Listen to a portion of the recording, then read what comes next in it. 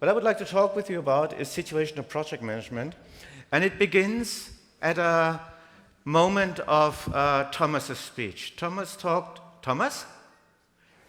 You talked about learning, and you said it's still about learning, and I'm not 65, I'm 61, but I'm actually in a learning process, and I would like to allow you to participate in a small part of this entire process I went through in the last couple of years, and that gave me a different understanding of project management and how to deal with projects. Here are some things about me, just from my introduction. We won't spend too much time here. I'd like to talk with you about a typology in project management, actually about the process to develop the typology, and how it helped me understand better how to address projects and project managements, methods, methodologies, techniques, tools, and so on. I would like to show you two approaches, two ways how we deal with projects and how we have to be more situational and how a typology can help us to be more situational. And I want to bring this all together and make some model out of that and draw some conclusions out of that. The typology is something I developed, not alone. I developed it together with a group of experts. And we had a very basic question at the beginning, and it's about two projects. We just heard of Stuttgart 21. We had two projects in comparison, and the question was, how could it be that two seemingly similar projects were so different? We have the Berlin Central Station. Who of you does know Berlin Central Station, main station? Have you ever been there? I think it's an impressive building. It's so impressive. It's modern, it is very functional, it's huge, yeah? And it was a big success. There was another project which was in crisis some years ago, which is Stuttgart 21. It's back on track. It's a bit late now, and it got more expensive with all these problems. But it ran into deep crisis in around 2011.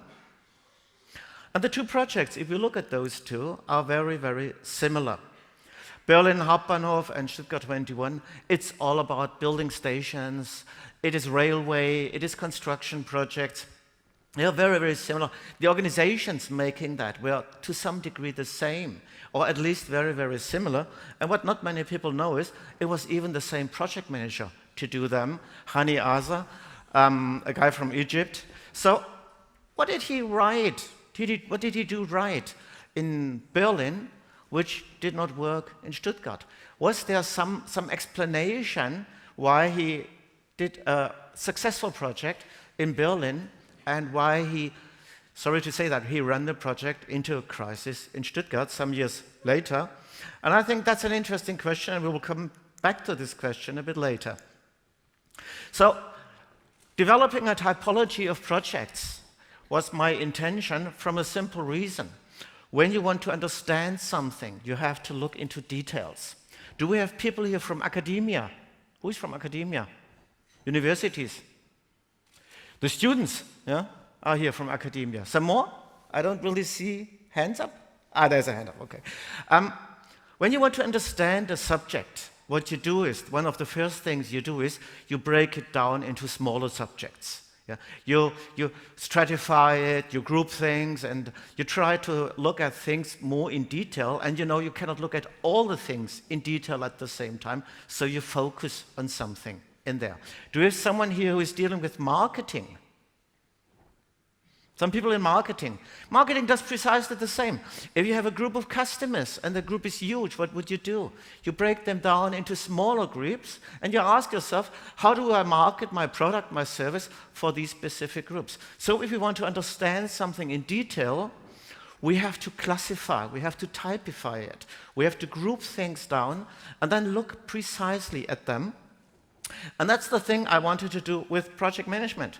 There is an understanding by a lot of people in project management. We have something like best practices, some things that work all the time in all projects, and they don't. Yeah?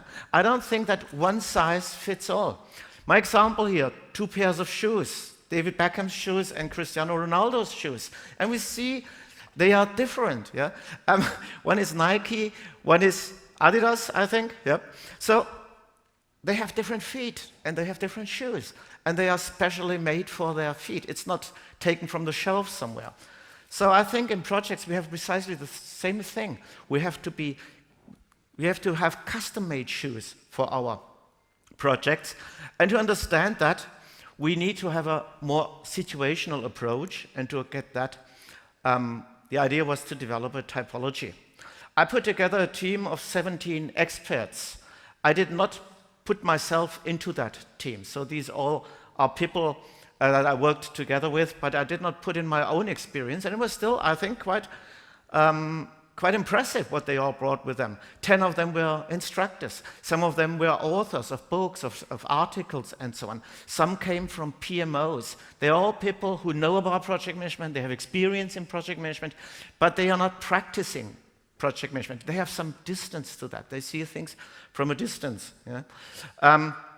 Many of them from PMI, as you see, association volunteers, 14 males, 3 women in that. By the way, I was happy to see 5 women and 1 man here on the stage with the awards. We're getting more and more women business, yeah? And that's good.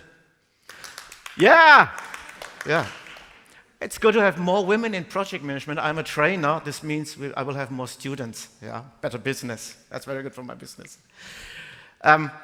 Cumulative experience of these 17 people, almost 400 years. So a lot of experience came together.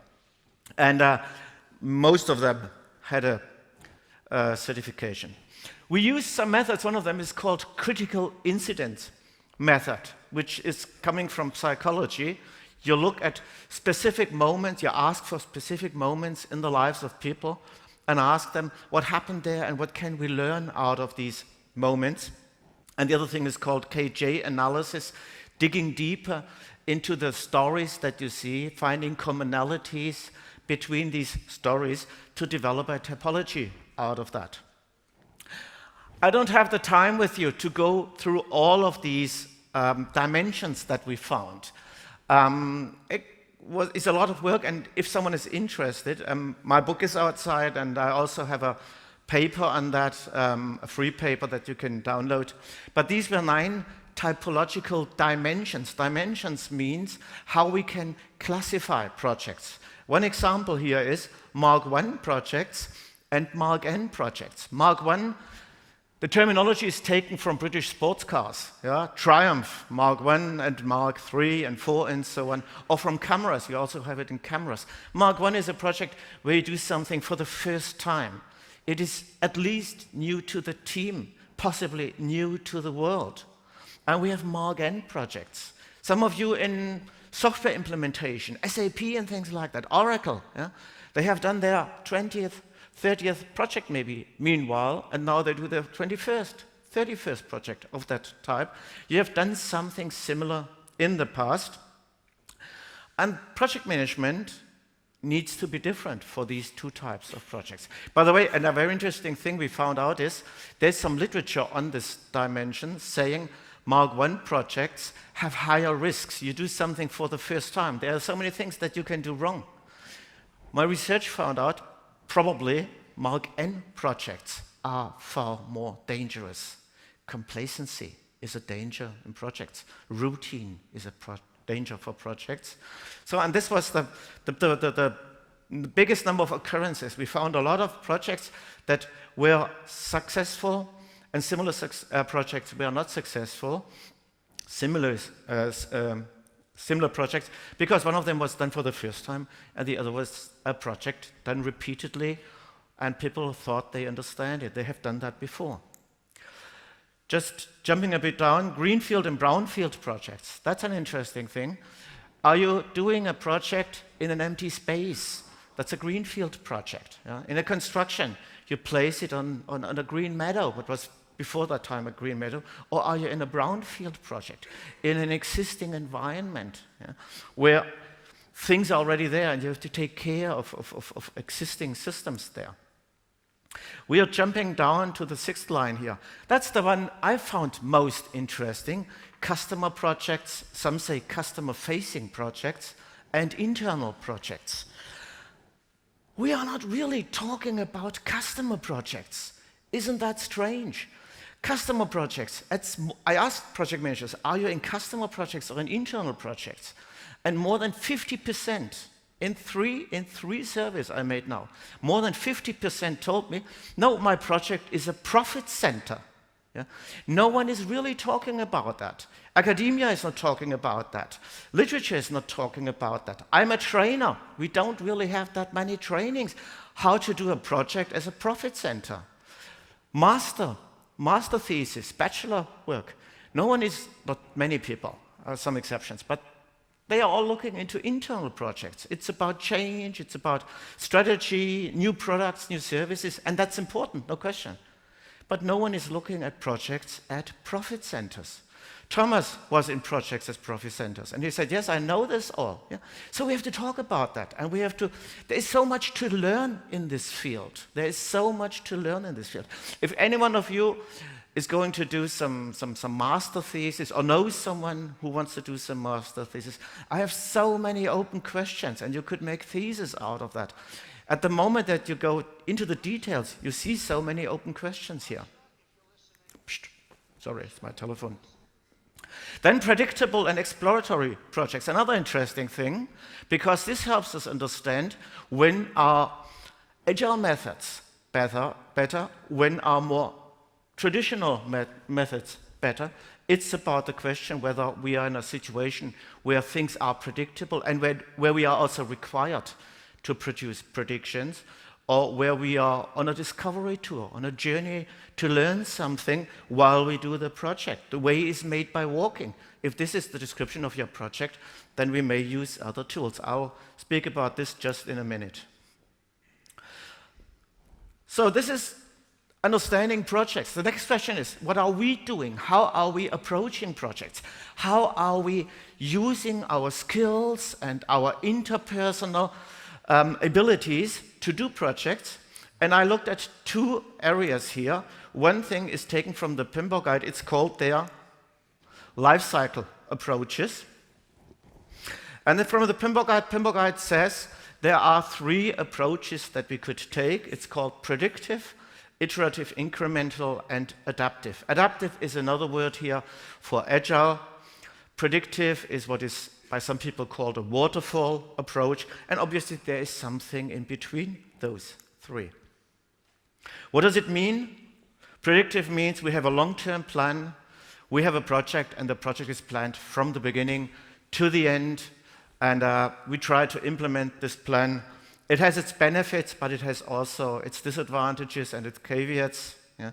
Iterative incremental is some mid-term planning, some months maybe that we have in plan.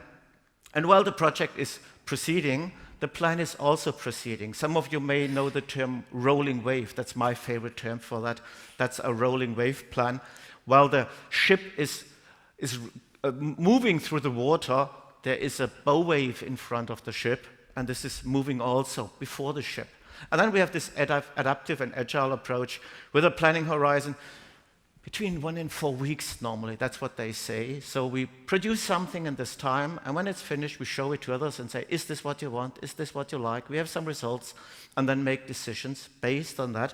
It's not saying that they are not doing plans. They are planning as well, but they are planning for a short horizon, and then do the next plan, and so on. Continuous exploration.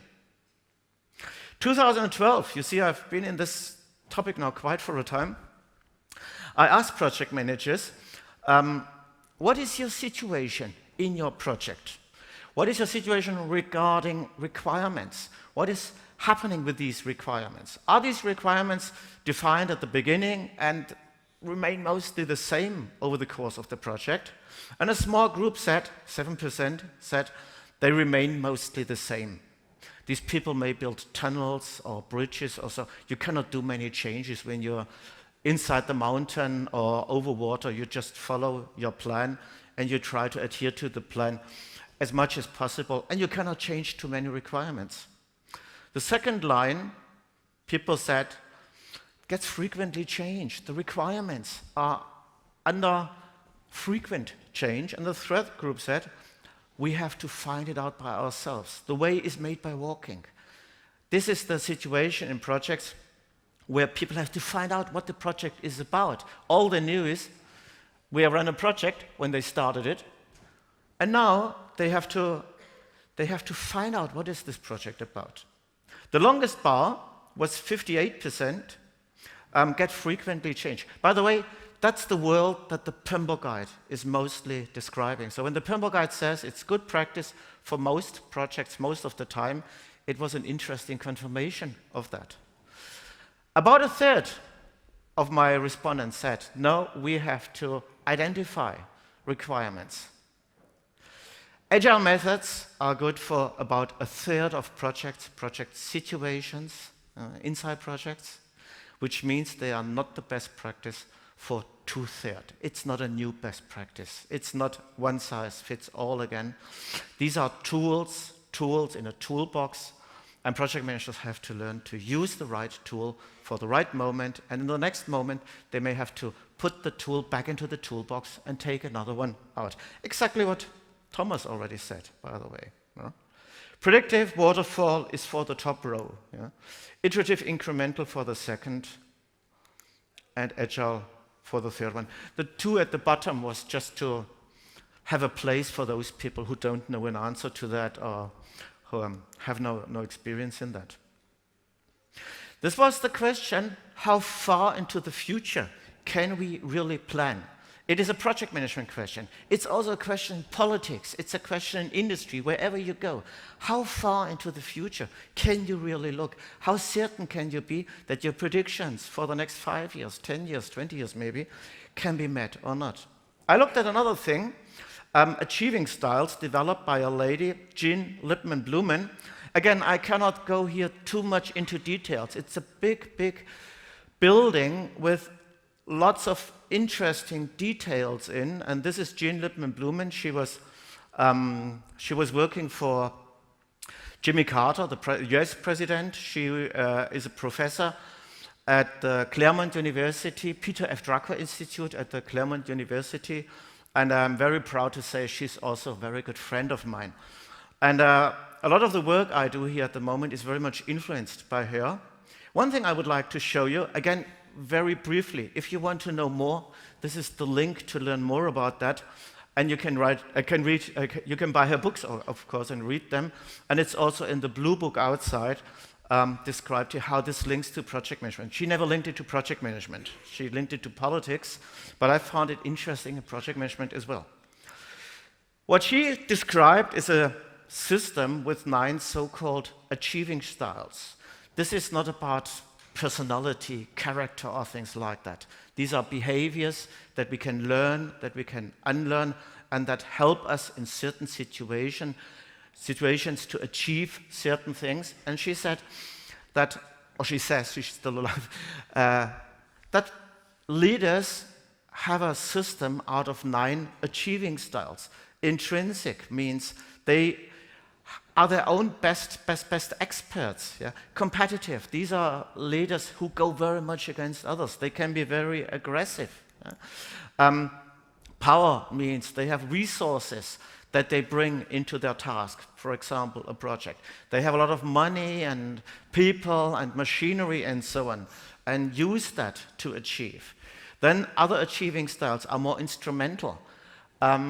It's a bit more manipulative, not necessarily negative. It could be very positive here. Personal achieving styles is people who persuade, people with charisma, people that others say, oh, you need to follow them. They have so much charisma and social. They develop networks, more formal networks, and have the right people at the right place. They're very good in delegating. Interesting, also delegate, but they give people wrong tasks. They give people tasks that people are not qualified for, expecting them to learn on the job how to do that. Yeah? And we see some more. It's 9. It's quite a lot what she has here. Collaborative. They build groups, focus groups of friends who work together to achieve certain goals. Hot groups, as she sometimes calls it. Contributory. These are leaders who step back. They go into the second line and let someone else do the big achievements. And vicarious, they speak to people, motivate people, they mentor people, they inspire them to do the things that they wouldn't be able to do by themselves. The interesting thing here, without going too much into detail, unfortunately, I could give you a 2 days, 3 days class, or better, you go to her classes, she does this as well. The interesting thing is that in certain situations, some of these achieving styles can be successful. In others, they may fail. And now let's bring this together. We talked about a typology, better understanding the projects. We talked about long-term, short-term orientation in how we deal with projects. And we talked about different behaviors that we can use, that we can call up to do our projects. Now let's bring it all together. My 17 experts had a second task after identifying this typology. The second task was they got some brief introduction to the 9 achieving styles, and they all knew the approaches, the lifecycle approaches of PMBOK. Now the question is it more favorable or less favorable, more detrimental to use a certain approach, a certain achieving style for these different types of projects? And on a scale with 7 points, and the option to select unknown again. Yeah.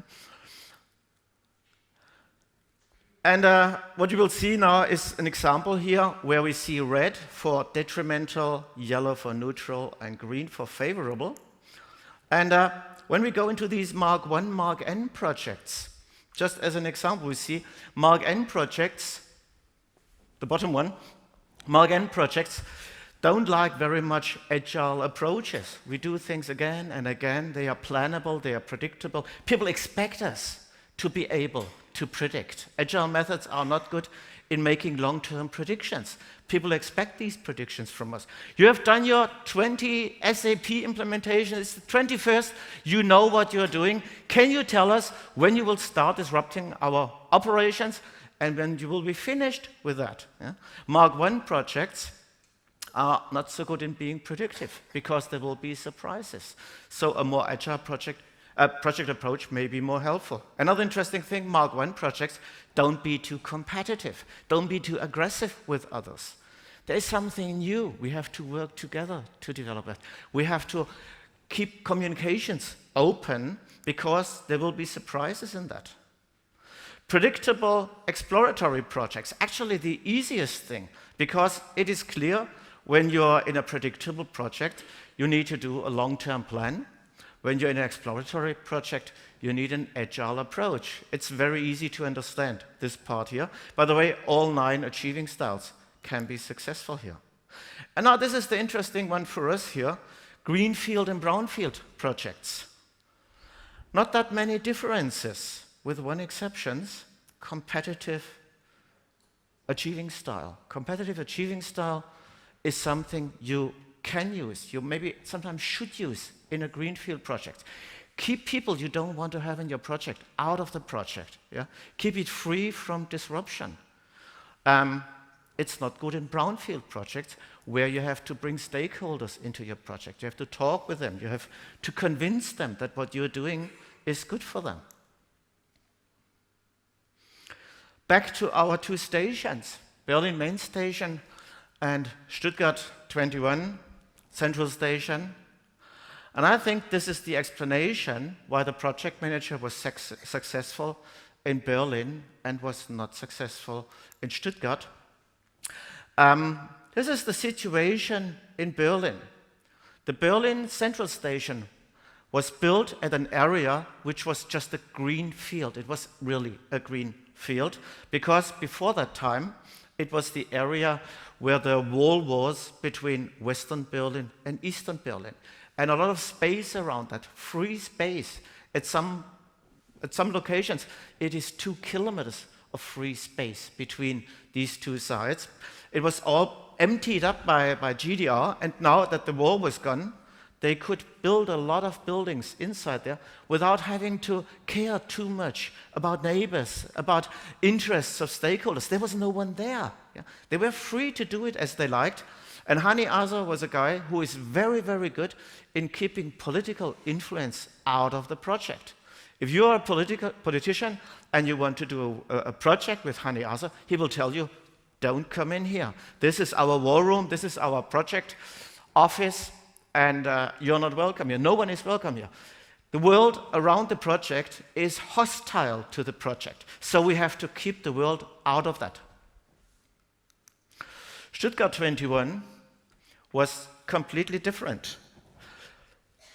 Inside occupied areas where a lot of houses are there. I know this area. I lived there as a student. I studied in Stuttgart decades ago, and I lived there. I know this area very, very well. And they were going to dig tunnels under houses.